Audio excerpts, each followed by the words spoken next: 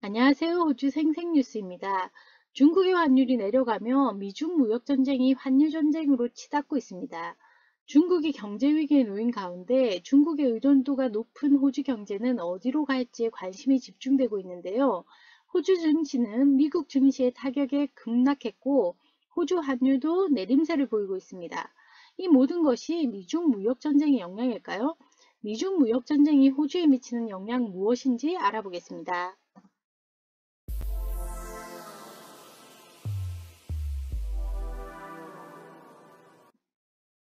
미중 무역전쟁이 또 다른 단계로 접어들면서 세계 증시와 환율을 흔들고 있습니다. 미중 무역전쟁은 트럼프가 아메리카 퍼스트를 외치며 미국이 무역에 손해를 보는 국가에 관세를 매겨 미국에서 이익을 취하지 못하게 하겠다는 것이 분간이 되며 시작된 무역전쟁입니다. 미국의 무역 적자를 줄이고 국내 생산을 늘려 미국 내 고용을 늘리고 경제를 살리겠다는 트럼프의 선거 공약에서부터 시작된 거죠. 첫째로 타겟이 된 나라가 미국에 수출을 잔뜩 하고 있는 중국이었고 중국의 대미 수출에 타격을 주기 위해 중국산 물건의 관세를 높게 매기면서 시작되었습니다. 실제 관세를 매기겠다는 말이 나오기 시작한 것은 트럼프 선거운동 때부터였고 실제 관세를 매기기 시작한 것은 2018년 3월부터입니다. 당시 진짜 관세를 매기기 전에 미국과 중국이 합의에 도달하는 것이 아니냐고 예측했으나 합의에 이르지는 못했고 서로 고유 관세를 매기면서 무역전쟁이란 말까지 붙게 되었습니다. 그렇게 미국과 중국이 서로에게 관세를 부과한 내용이 바로 이 표입니다. 2018년 3월부터 시작되어 파란색이 미국에서 부과한 내용이고 빨간색이 중국에서 부과한 관세인데요. 초반에는 비슷하게 가는 듯 하더니 2018년 9월에는 미국의 관세 비중에 비해 중국의 관세 비중이 턱없이 밀리는 모습입니다. 그만큼 중국이 미국에서 수입하는 물건보다 수출하는 물건이 많았다는 증거입니다. 지난주부터 다시 이 이슈가 불타오르는 건 올해 9월에 미국에서 중국에 추가로 10% 관세를 더 물리겠다고 발표하면서 중국이 이 관세 영향을 극소화하기 위해서 위안화 가치를 떨어뜨리며 세계적으로 환율이 흔들리게 되었기 때문입니다. 이로 인해 한국 환율도 많이 내려갔고 국제 증시도 흔들렸습니다. 하지만 투자금이 한꺼번에 빠져나갈 것을 우려한 중국은 위안화의 급락보다는 점진적 하락으로 방향을 틀었고 위안화 급락이 멈추자 세계 경제는 한숨 돌리는 듯 합니다. 사실 이렇게 중국이 수세로 몰리는 듯 해도 작년 관세 전쟁으로 인한 미국의 손익을 따져보면 의외의 결과가 나왔습니다. 미국의 작년 수출입 통계는 무역수지 적자 역대 최대를 기록했습니다. 중국에 관세를 매기면 수입을 덜 할 줄 알았는데 관세 전쟁을 해도 중국에서 수입할 건 해야 했고 관세는 미국 소비자들이 지불한 꼴이 되었습니다. 여하튼 이렇게 관세 전쟁이 양국 모두에 치명적이 되자 올 초에는 양국이 서로 양보를 하며 협상이 마무리되는 듯 했는데요. 마지막 합의문에서 중국이 단어를 슬쩍 고치면서 미국의 심기를 불편하게 했고 협상은 무산됩니다. 그렇게 다시 벌어진 미국과 중국이 다시 협상을 재개하기로 한 것이 지난 G20 정상회담이었고 이후 재개된 회담에서도 아직 아무런 결론을 내놓지 못하고 있습니다. 그 와중에 미국은 또 10% 추가 관세를 붙이겠다고 했고 중국이 위안의 약세를 관망하면서 환율 전쟁으로 치닫고 있는 겁니다. 사실 이 환율 전쟁은 무역 전쟁 초기 이미 예견되어 왔던 상황인데요.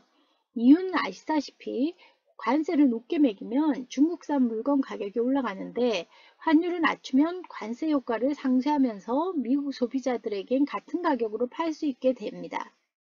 미국에서는 중국 위안화가 2008년 이후 최저치인 7위안이 깨지자 중국을 환율 조작국으로 지정했고 이에 한국을 비롯한 환율이 요동치기 시작했습니다. 한국 환율은 중국 환율과 싱크로율이 높은데요. 그만큼 주요 교역국이라는 말입니다. 호주도 예외가 아닙니다. 호주는 중국이 최대 바이어입니다. 그래서 중국이 무역전쟁으로 경제가 안 좋아지면 그만큼 중국의 바잉 파워가 내려가게 되고 호주 경제도 악영향을 끼치니만큼 호주 정부도 미중 무역전쟁은 관심 있게 보고 있습니다. 중국의 무역 수지라든지 경제 성장 수치는 호주 경제 뉴스에도 빠지지 않는 소식인데요. 이번 주에 발표된 호주 무역 수지 자료는 의외의 결과를 보이고 있습니다. 논쟁의 여지는 있지만 미중 무역전쟁의 진짜 위너가 호주가 아닌가라는 말이 나올 정도로 호주 수출은 6월 한 달만 8빌리언의 흑자를 내며 중국의 비관적인 경제와는 다른 결과를 보여주고 있습니다. 호주의 미국과 중국에 대한 수출은 작년 최고치를 찍었습니다. 물론 호주 달러가 약세인 점도 수출에 큰 도움이 되었는데요.